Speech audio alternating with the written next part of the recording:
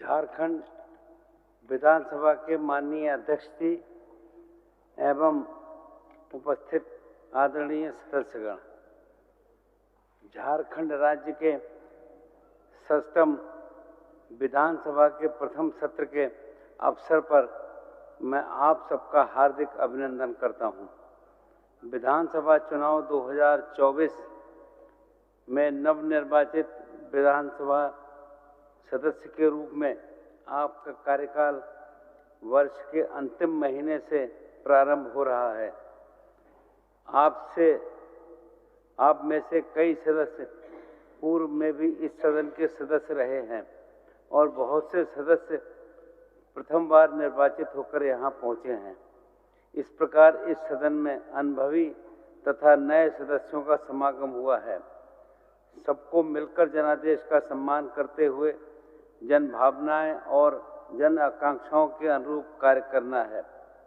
जनता के कल्याण और जनता के विकास के लिए पूरी लगन, निष्ठा और समर्पण से कार्य करना है। झारखंड विधानसभा की आदर्श परंपराओं और कीर्ति को आप सबको मिलकर आगे बढ़ाना है। इसके लिए आप सभी को मेरी हार्दिक शुभकामनाएं। केंद्र और राज्य के परस्पर सहयोग से ही राज्य की जनता का चहुमुखी विकास संभव है। इस अवधारणा के लिए हम सब पक्षधर हैं। हमारी सरकार संघीय ढांचे की स्वस्थ परंपराओं को आगे बढ़ाने का काम करेगी तथा भारत की गरिमामय विरासत का सम्मान करते हुए कल्याणकारी राज्य की परिकल्पना के अनुरूप जनहित के व्यापक कार्य करेगी। झारखंड विधानसभा के वेश में भावी झारखंड के उदात्त परंपराओं की नींव रखे जाने का ये अविस्मरणीय पल है। मुझे विश्वास है ये विधानसभा आप सभी के माध्यम से राज्य के सर्वांगीण विकास के लिए गरिमामय और गौरवपूर्ण चर्चाओं का साक्षी बनेगा। ये सदन अपने विधायी कार्यों से झारखंड राज्य को प्रगति के शिखर तक ले जाएगा। लोकतंत्र में जनप्रतिनिधि जन आकांक्षाएं की अभिव्यक्ति के प्रतीक होते हैं। 67 विधानसभा के शांतिपूर्ण चुनाव प्रक्रिया की समाप्ति के बाद राज्य में एक मजबूत एवं स्थिर सरकार के गठन का जनादेश जनता को दिया है। हम इसके लिए राज्य की जनता को साधुवाद देते हैं और जनादेश का सम्मान करते हुए जन आकांक्षाओं पर खरा उतरने का संकल्प लेते हैं। ये सरकार झारखंड की मूल चेतना के साथ समावेशी विकास का ध्येय लेकर और आगे बढ़ेगी। हमारी सरकार बिना किसी द्वेष के वंचितों को विशेष महत्व देने के मानवीय सोच के साथ सबको उचित अधिकार, सबको सुरक्षा और हर द्वार तक समृद्धि पहुंचाने को प्रतिबद्ध है। हमारी सरकार एक व्यापक दृष्टिकोण के साथ समाज के वंचितों, दलितों, आदिवासियों, अल्पसंख्यकों एवं गरीबों की खुशहाली के लिए संकल्पित है। हमारी सरकार शहीदों के त्याग और बलिदान को हृदय में आत्मसात करते हुए द्वेष, घृणा, अहंकार, प्रतिशोध से दूर रहने का प्रण लेकर कार्य करेगी। झारखंडी अस्मिता को केंद्र में रखकर सजग, सुलभ, स्वच्छ, पारदर्शी और संवेदनशील प्रशासन के माध्यम से राज्य की प्रगति के लिए उच्च शिखर पर ले जाने के लिए संकल्पित है। केंद्र सरकार एवं उनकी कंपनियों के पास पड़ा झारखंड राज्य का बकाया 1,36,000 करोड़ रुपया वापस लाने के लिए सरकार कानूनी रास्ता भी अपनाएगी। हो, मुंडारी, कुडुख व अन्य जनजातीय भाषाओं को संविधान की 8वीं सूची में शामिल कराने की पहल करेगी।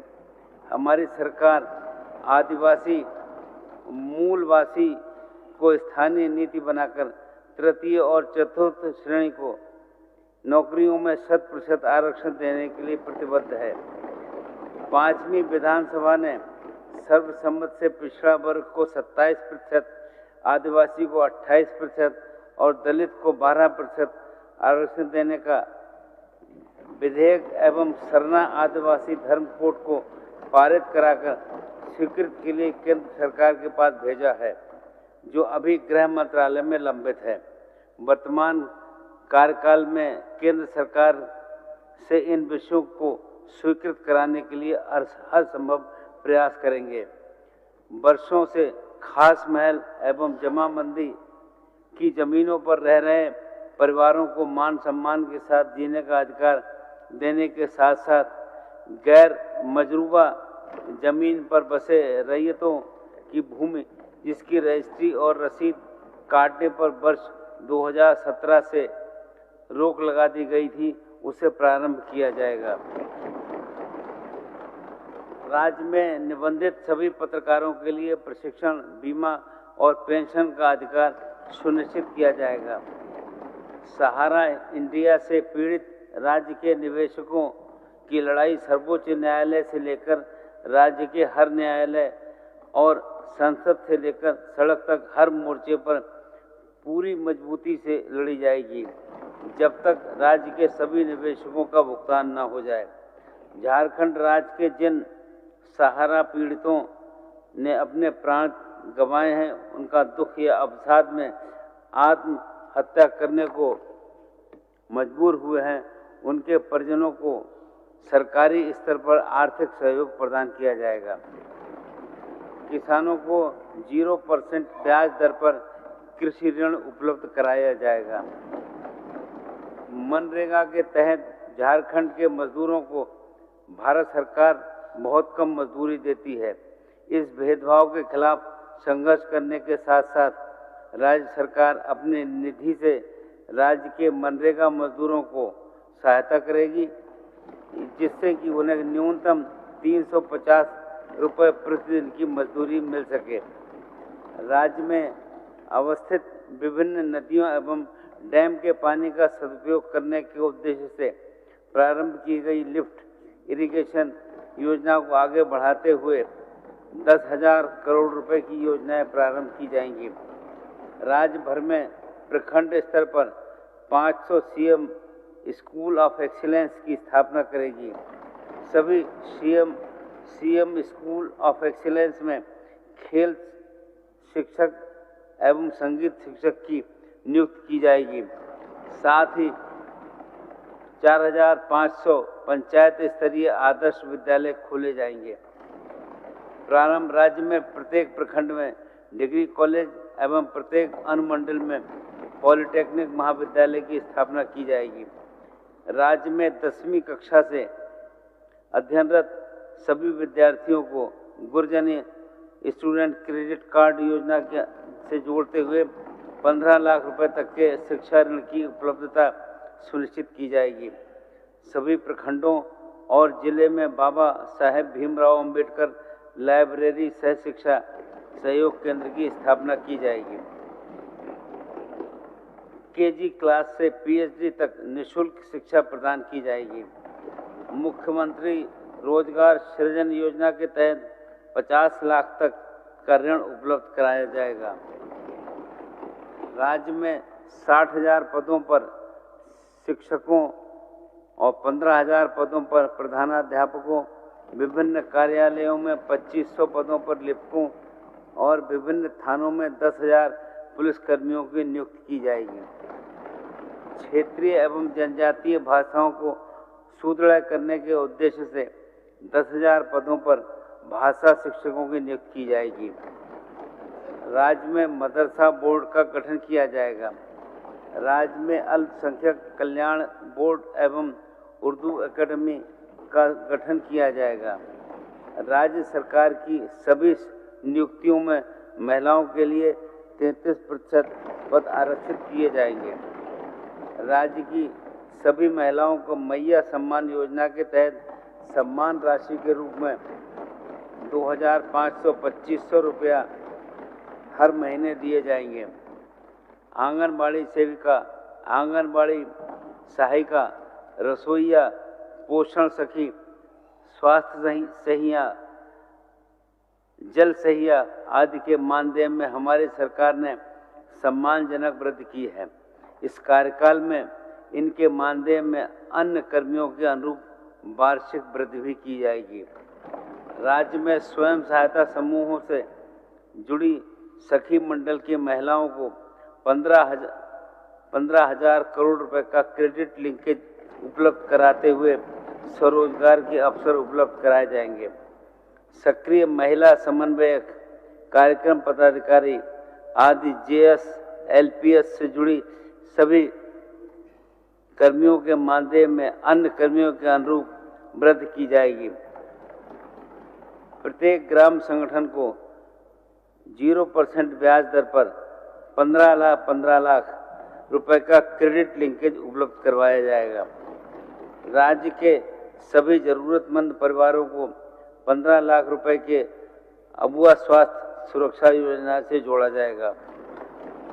राज्य के सभी गरीब व्यक्तियों को प्रति महीने 7 किलोग्राम चावल एवं 2 किलोग्राम दाल उपलब्ध कराई जाएगी।